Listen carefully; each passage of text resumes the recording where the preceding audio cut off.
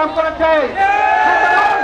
সুতরাং আমাদেরকে ওই সব রক্ত চক্র উপেক্ষা করে আমরা যেইভাবে কুড়ি হাসিনার বিরুদ্ধে লড়াই করেছে।